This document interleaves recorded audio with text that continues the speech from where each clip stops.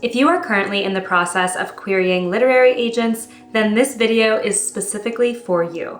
I think it's long overdue that we talk about querying anxiety. This process can be extremely disheartening and disappointing, and I'm really passionate about helping authors through the querying trenches because it is a really sucky but necessary part of the traditional publishing journey. And far too often I see authors give up on querying prematurely because the experience really got them down, which I completely understand, but at the same time, really makes me sad because I can't help but feel that if they had stuck through, then perhaps they could have got that dream publishing deal that they wanted. So I've been seeing so much discussion about the current state of querying online, and I've been emailing with some of you about it. So I really just wanted to make this video to talk through some tips on, frankly, how to maintain your sanity and mental health while you are querying. I want to do everything in my power to help you stay optimistic throughout this challenging process. And even though I do believe that querying is an important part of your publishing journey, it is not worth sacrificing your well-being. So I want to help you make sure you are taking care of yourself during this time and that you implement potentially some strategic techniques to help you mitigate some of the disappointment that goes with querying. If you are working on a book or interested in the publishing industry, I recommend subscribing to my channel. Every week, I either post a video talking about the publishing industry from the perspective of the traditional publishing process specifically, or I give some tactical tips on how to improve your manuscript. So I'd love to have you around for all of that. While you're at it, please hit that like button and also check out the link in the description below to download my free story self-assessment. This is a worksheet I created specifically for my YouTube viewers to help you identify the strengths and weaknesses in your current work in progress and what you need to do to improve it and take it to the next level. It's a great worksheet, especially if you are currently querying but haven't gotten any bites yet and maybe want to see if there's things you could review or revise in your manuscript. So definitely go ahead and download that. The best part is it's going to sign you up for my exclusive newsletter where I give tips and insights that you're not going to see anywhere on my channel, so don't miss out on those. So is it even possible to maintain your mental health while querying? I believe it is, and I want to give you some tips on how to do it.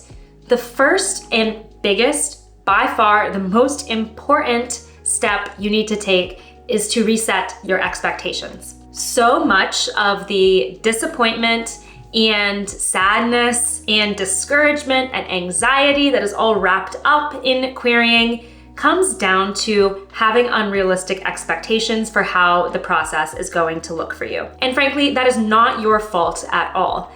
The traditional publishing industry is a very strange, opaque place, and it's an incredibly weird and confusing thing to navigate, which is the impetus for why I created this channel to begin with. Frankly, many components of the traditional publishing industry don't make any sense at all. So if you are frustrated with it, it is not your fault.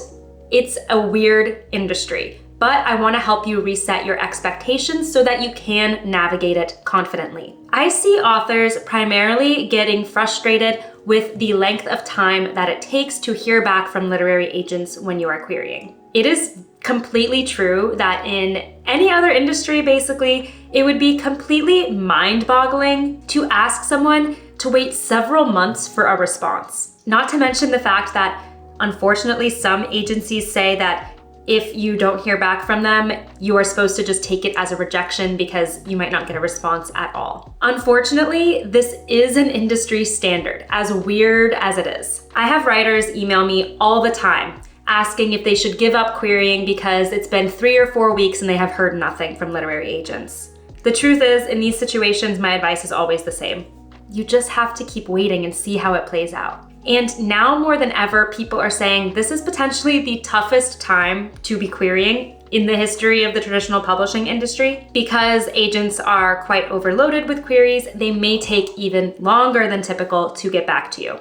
I recommend checking out my other video on why querying sucks right now if you're interested in learning more about what's going on behind the scenes in the industry to create these backlogs. But the bottom line is, if you reset your expectations and know from the get-go that it's going to be a very long waiting game of months, even up to a year or more, you are going to be able to better manage yourself and ultimately not feel so disappointed when you don't get responses. My next querying tip is a tactical one. I recommend setting up a separate email address specifically for your queries. It could be yournameauthor@gmail.com, for instance. You are going to use this separate email account for any and all queries that you send, including if you send them via form sites like Query Tracker. The reason being is that keeping this separate from your personal email account is going to eliminate some of that anticipation that you naturally have. Maybe you find yourself checking your email constantly, or perhaps you get a rejection in the middle of a busy workday and it completely ruins your mood. By having that separate email account, you can go in and review your queries only when you feel like you're in the right headspace to do so.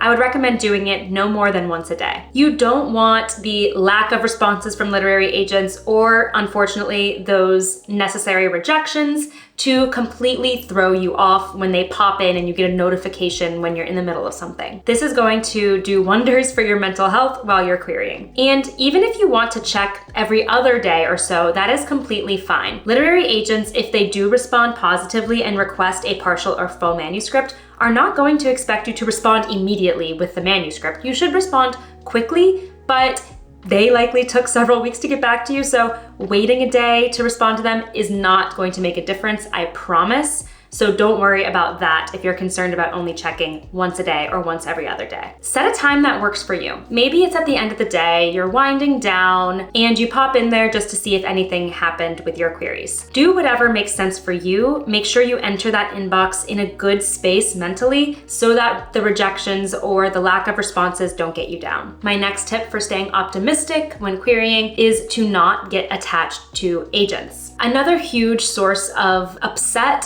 related to the querying process that I see is when your dream agent, maybe the agent that listed everything that matches your book in their manuscript wish list, rejects you. And then you spiral into this sense of self-doubt thinking, well, if that agent who was my perfect match rejected me, then no one is going to take me on because there's no other agent who is going to match me like that one did. This is really an unhealthy way of thinking, and it is going to disrupt your querying journey. Remember that there are a myriad of reasons why a literary agent rejected you, including potentially that they have a client whose project is just a bit too close to yours, or maybe they're actually focusing on a different genre at this time.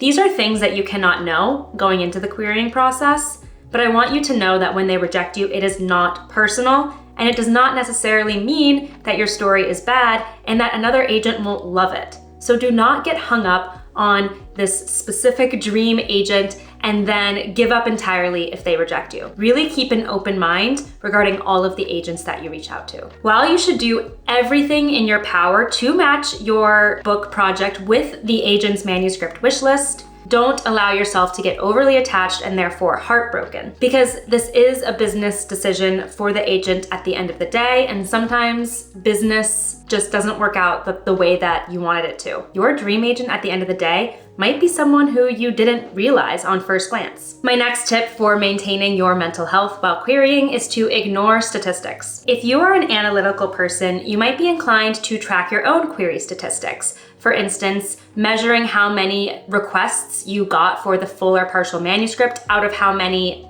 queries you sent out in total, and looking at that percentage. And the platform Query Tracker actually provides some of its own statistics, such as the average response time for literary agents, and I believe it gives you a sense of where you are in the agent's queue. Now, while in theory, these types of statistics can be helpful and let you see where you're at with your querying, I think in more cases, it actually leads to you obsessing over those statistics. You might be wondering why an agent got back to someone later in the queue before you, or you might be wondering why it's taking longer than their average response time. Remember that literary agents have their own way of managing their query inboxes. Everyone does it differently. Some agents, for instance, do a quick pass through a bunch of queries and then keep some on deck that sound interesting on first glance, but they want to dive into deeper. So maybe that's the case. It's kind of sitting in that ready for second round review folder. Ultimately, overanalyzing any statistics related to querying can just be unproductive and get you down even further. You might get in your head even more than you already are, so really don't put too much stock in them. And remember that no matter how many statistics that you track,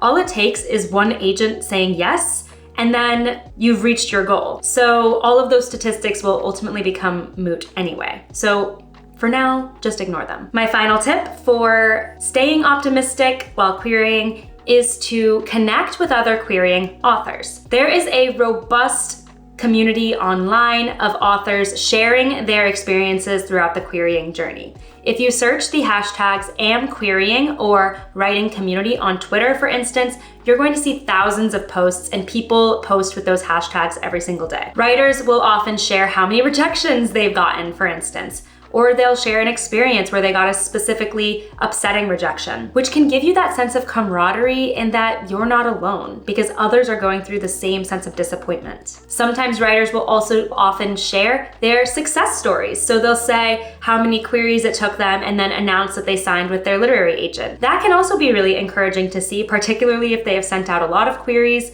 and finally had the outcome they were looking for. And it can help you set those expectations I talked about at the beginning and encourage you to keep going. My one warning with looking at posts from the writing community online is to not get hung up if an author gets an offer of representation and had fewer queries than you currently have out.